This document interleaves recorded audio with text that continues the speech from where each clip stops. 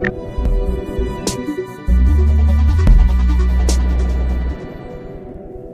hey, how's it going? It's Mike with oogletree.com, and in this video I'm going to be sharing with you some website layout and some general design rules. You know, some of you might be over at Weebly or wherever you're building a website at, and you might be asking yourself, you know, how do I design my website? How do I put it together so that when people visit my website, they actually can find what they're looking for, and it's easy for them to navigate themselves around, and they can actually understand what my website's about and what I'm selling, and then they can actually take advantage of what I'm doing. So I'm going to share with you some really cool tips that are going to help you think about your website design, and it might even help you with your content design. It's really important that you understand the value of making things easy to move around. You know, in our society now, it's all about drive-through window, microwave, give it to me yesterday, that whole concept. So when you could fit your website into that model and still bring quality, then you've really got a winning situation. And when I first started building websites, they looked terrible. So I don't want you to think that, you know, when you go to build one right off the bat, if you don't have some of the design sense that you need, it can look crazy. So don't feel bad about that. Mine looked the exact same way, and it constantly evolves, and you constantly change as you design more and build more. And then you start getting user feedback, and so you can adjust using that as well. But we're going to look at a few of these things here, and I've got some little pictures laid out for you to really help you grasp this. Okay, so the first thing is understanding your branding. So everything that you create, people need to know that it's from you. They need to know, you know, that sense that, oh, I'm with this person. And so everything that you create, you want to put your branding on it. Put your logos down in the corner, make the colors the same, put your tags on it somewhere, maybe a picture of you or your business or whatever it is that people are going to get the sense where, oh, I know who this is from.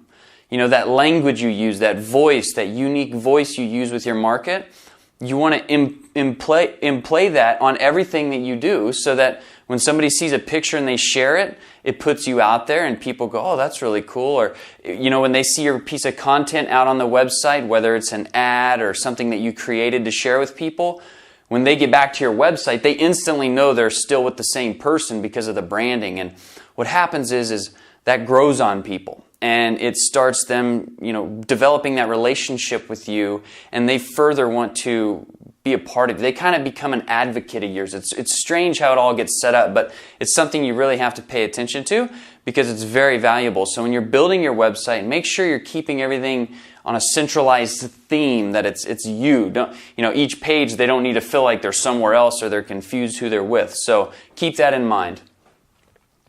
Colors. Here's a good rule of thumb with colors. 2 is cool. 3 maybe, okay? But 2 is good.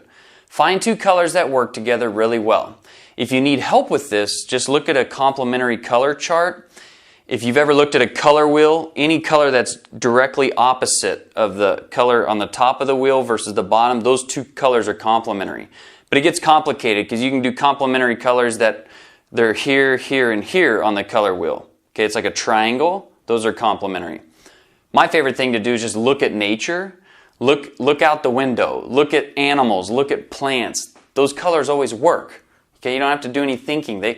Nature got it dialed in, so that's a good point for you. But when you get into 3 colors, sometimes it can be tricky. You can start to get too busy. So keep it 2 colors max. Okay, so that's just a good rule of thumb, but you can stretch out if you feel comfortable with that. Photos. Try to make your photos high quality as best you can.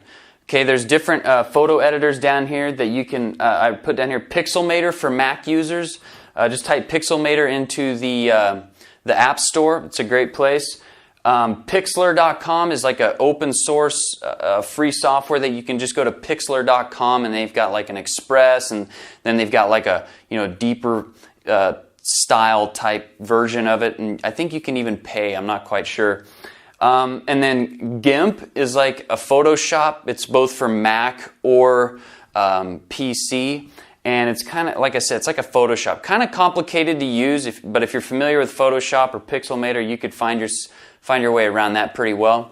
Fiverr, Fotilia, you can get images there or have people create images for you. Here's my point, okay? And this Fotilia, you just buy credits basically, and then you can pick out pictures that are pre-done, and there won't be any copyright infringement, there won't be copyright issues. So that's a really great place to go, but it's going to cost you. Same with Fiverr and Upwork, okay? Upwork is used to be elance.com. There's a bunch of basically freelancers, outsource people there that you can actually get in connection with, and they'll help you out a lot there. But you want your photos to be quality, and you want them to help tell the story of whatever content piece that you're creating. So if you're creating an article, let the story really tie it together, bring it together. Or if you're making a quote picture post or something like that on your blog or on social media, make sure that the picture helps the story out, okay? Helps them understand the content, all right? So your photos, a photo's worth 1,000 words, but you don't want it to be contrasting or construing to what, message you're trying to get across. So focus on that. Keep that in mind. Templates. Most of your website builders, they have templates, okay? Or you can go on like Google and you can look up templates for pictures or for websites or for anything really, and you can get an idea of layouts and stuff like that. But on your website, just use the templates and just adjust them a little bit, but it's great. Especially at Weebly, there's some really nice templates there when you go to build stuff. And like I said, all the web builders really have it. So, keep that in mind. But try to stick with your templates, and it'll help your design sense out a lot. And you'll start to feel, how to design things based off working with the templates. So that's a good thing to use. Now this F pattern. So we're going to jump over here to these images. This F pattern, as you can see here, I know most of you are used to seeing this on your report card, but in this case, I know I was. In this case, the F pattern, this is based off, they use eye tracking software, okay? They would put this eye tracking software in the front of the monitors and have people use the computer, and when they'd go through different articles or when they'd be looking at different things, they'd track their eye movements. And so this F pattern is what they call it. But they said this is kind of how your eyes travel when you land to a page, okay? You're generally, this left side keeps kind of a static attention of yours, and then you drift from left to right. But they said this F pattern has been what's developed from people, over time using websites and using, social medias and different things like that. This format we're developing like we're evolving to use our eyes in that way when we look at a page. So when you go to develop your content or you go to develop anything, think about the fact that the eyes are naturally going to want to do this. So maybe put your important things up here at the top. Most of your websites, your navigation is up here at the top, right? And then for some other odd reason, they say that the top right of the website, people are drawn to that. That's kind of like, it's almost like where there's an important piece of the website would be up there almost, okay? And people are learning that down here too, it's starting to become a place that people look for important information, so like your footer and stuff like that. But generally you want to, and above the fold, if you can develop, above the fold means when you go to a website and the page opens, that everything that you see on the screen without touching the scroll bar or anything like that, that's above the fold. And that's where you want to put your important information, okay? So, but the F pattern, that's how our eyes move. That's what we're doing. So, make sure that your information plays off of that. Function. So, when I say function, what I mean is you want anything that you do online, anything that you make, whether it's content for social media, video, website, web page, blog post, whatever it is, make sure that the function is simple.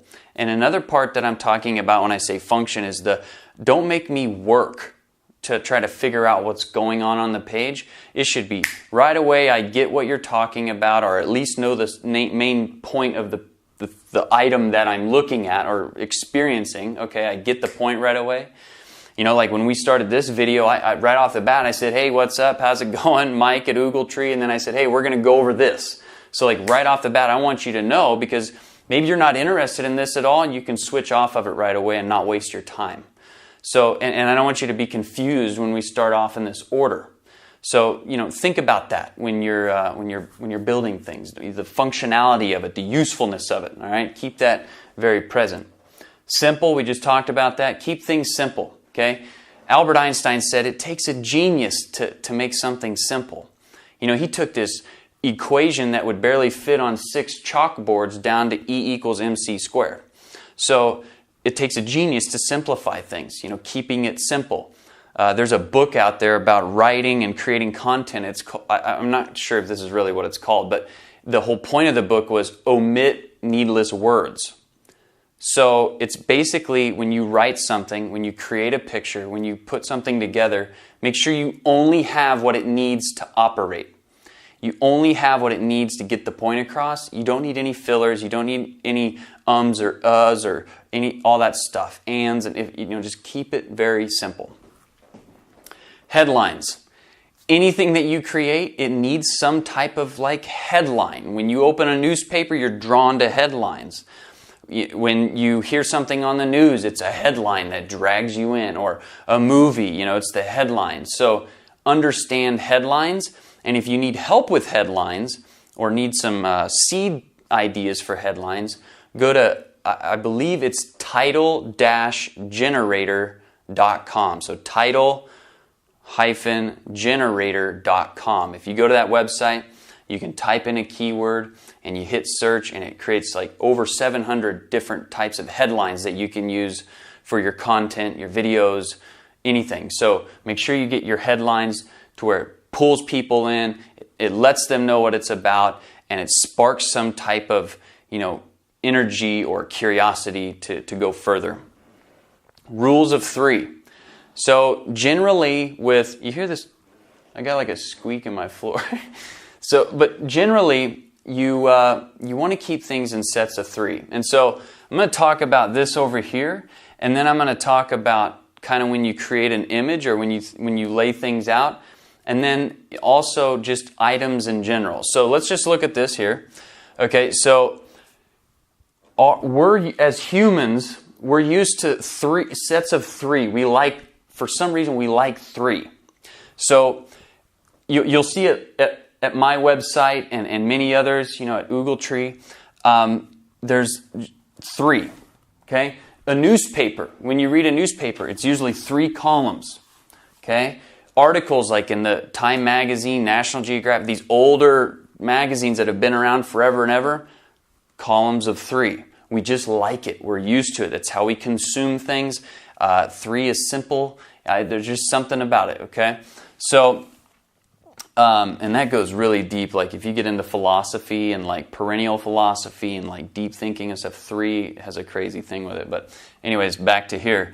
So, and this goes with images too. So they call it the rule of thirds. Okay, you never want to just be in the center of the image. Okay, see how I'm off to the side here? Okay, when you get in the center of things, it's just kind of, I don't know, it's just, we don't necessarily enjoy that too much if there's not a lot going on around it. There's certain cases it's okay, but in most cases, break it into 3s. Okay, I've got 3 blocks on oogletree.com on the home page. If you do a bullet list, try to keep it to 3 if you can. Simple. Subjects, things like that, 3. Okay, 3 tips, 3, ideas, 3 this, 3 that. But when you create an image, make sure that you look at it in thirds, and you want to kind of offset and keep that balance. But if you offset, put an object over here, you want something to balance it over here. Okay. Profile pictures, they said if you're off on that, one of these thirds, if you're living over here and then in your profile picture there's something else going on over here, it's just more attractive. It's just the way it is, okay? But rules of 3 on your page, keep things balanced, okay?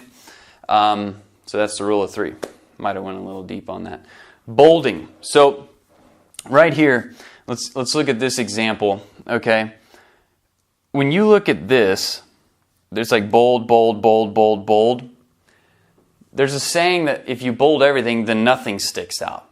So that's kind of with bold. I see people do that a lot with bolding. I've done it a lot. Okay, it's just a mistake we just naturally make because we want We think there's a lot of things that are important. If you take any list of anything and you look at that list, there's one item on there that's way more important. That is just, if you took care of that one item on the entire list, it would probably make all the other items almost unneeded. So it's very important. When you look at this example versus this example, when there's just one bold, your eye goes straight to that. That makes the point. So when you create a paragraph or when you create something on the page, you want there to be one focus, one point. And when you create anything, just one idea, one point. And that goes back to this being simple. So here, on this right here, this is the typical article layout that we like, that works good. This also brings a lot of trust. People are used to it.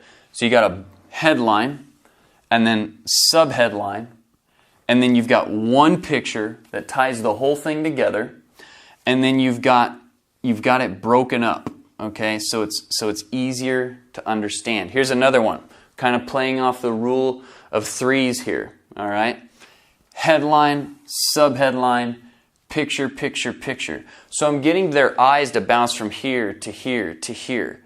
And that's what you want to do. It keeps that feel of like movement, it breaks up the monotony, and people enjoy that. So picture, maybe an explanation, picture, explanation, it just works. A great place to see an example of a website design that really plays on all these things is go to apple.com and just spend some time there. I mean, you're talking about a super complicated device like an Apple, a Mac, or an iPhone, these devices that have tons of uses and functions. And when you go to their site, it's like very simply laid out. So now they've got a lot of, a branding and everything else and a name, and everybody kind of knows what's up now, but still, they've kept that very simple from the beginning. So it's a good place to go get some ideas in terms of simplicity. This here, so I've got two colors going, so it works, but more importantly, it's about using like headlines and subheadlines correctly. So you've got a headline here. That should be the biggest, boldest font on the page. Then you got your subheadline, okay? That should represent everything else that's going on in terms of the headline to kind of really draw it together. And then you got these subheadlines. So I want you to think about like a book. You've got the book. A good book should just be one idea. The whole book is just one idea. And then each chapter breaks down that idea so that you can understand the big idea. But then within each chapter, there is subheads inside of each chapter that help you understand that chapter. And then within each subhead, there is paragraphs that are broken down, and each paragraph should be one point that helps you understand the subhead. So you see how it like works its way like this, okay? Same thing with your website. It should be at the top here, the subject, it says like, let's say flowers, okay? And then when you hit that on the page, there might be different blocks like this or different categories like this that are like, flowers that you can have outside, inside flowers, or, and then maybe fertilizing or something like that. So it's under flowers, but what's all the categories under flowers? That goes on the page next. And then if you were to click on like sunflowers, then it opens up to a page that's like how to water them, how to feed them, where to put them, what light. And then if you clicked on what light, then it would break down all the different light sources. Does that make sense? So you basically want it to go in kind of that hierarchy. So just keep it about one point. Each page on your website, each blog post, each social media post, everything that you create, one point, and then simplify it so people can get it and understand it. So we've got the video, okay? When you do a video page, you create a blog post or an article, or maybe it's for a course or something that you're creating, whatever it is. Put the video in the center of the page like this, okay? And put a title, maybe a little subhead underneath here, or maybe a call to action, and then maybe a button here in the center. But you want that button to be high contrast, just like I've got here, contrast. You want your call to action to be the brightest point on the page. Okay, so if everything's like gray, you want your button to be orange so that it catches their eye and it leads them into the function of the page, what they're supposed to do. Okay, and then here's another good point. So bullet points. We just naturally love lists. So when you're creating your website, add little bullet points. Add these bullet points like this. Okay, break it down. We can digest that quickly and easily. Great point when you're designing something. Another thing is when you go to write paragraphs and sentences, you're better off to do just a couple lines, move down. Couple lines, move down. Keep it simple, easy to digest, keep them short and concise. And here's the thing with online. Unless you're talking about some type of super intricate, super detailed type subject where you have to be like completely perfect with your grammar, your spelling should always be really good, and we miss things a lot, so have your friend help you look at your spelling. I've looked at things 3 or 4 times, I still mess it up and miss it. You're used to it, you got to have somebody else look at it, or go to Fiverr and have somebody edit your stuff for you for $5, Fiverr, $5. But when you go to create things, you don't necessarily have to use like perfect English textbook text type stuff. If you can say it in like the language of that's the best way to think about it. What's the user's language that you're communicating with? So your target audience, your target people, the people that are at your website, that are reading your content, how do they speak? Speak their language. Okay, go to China and speak German and see how far you get, right? But go to China and speak Chinese and you're going to get a lot further. But then if you go to China and you're speaking Chinese and you're talking to Chinese baseball players, talk their language, use their slang, use their terms in that, in Chinese baseball. You're going to get a lot further because you can speak Chinese in China, you'll get a lot further. But if you're speaking about Chinese tennis to a bunch of Chinese baseball players, you're not getting nowhere again. So you got to speak the language of the people that you're communicating with. And if that means short, choppy sentences that aren't complete or punctually right or whatever, but it gets the point across and they enjoy reading it, that's how you should put it together. That's how you should write. It's all about giving your users the experience that they're looking for. It's about getting them the information quickly. It's all about giving them helpful, quality information that's easy to put into action right away. And people like to be told what to do. People like to be told, go here, go there. And create call to action. Say, hey, go check this out. If you want to know more about this, go check this out. And link inside of your website to other things in your website and to other places on the web. I promise you, if you think of your website as like a city, the more quality of a city is a city that has all the things that are there for you that you need. They're easy to get to. They're at a great price. They're fun. They're entertaining. They make sense. They're complimentary.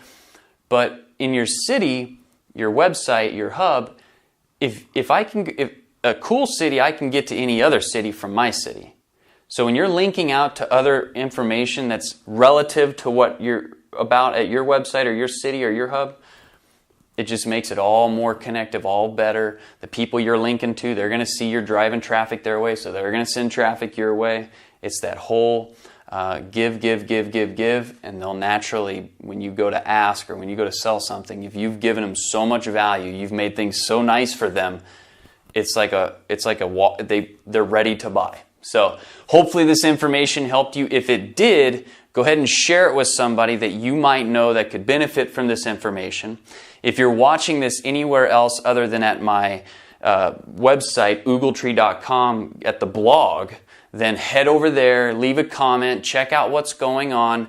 If you liked it, great. If you didn't, tell me, okay? If give me a thumbs up, a thumbs down, a yes, a no, question, whatever you got. I want to get in connection with you. I want to help you. So, my name is Mike Gallons. Like I said, hopefully this helped you, and I can't wait to see you the next time we get together here. And until then, be creative. Go out there and do it. Get off your butt and do it. And just don't look back and make it happen. My name is Mike. Talk to you soon.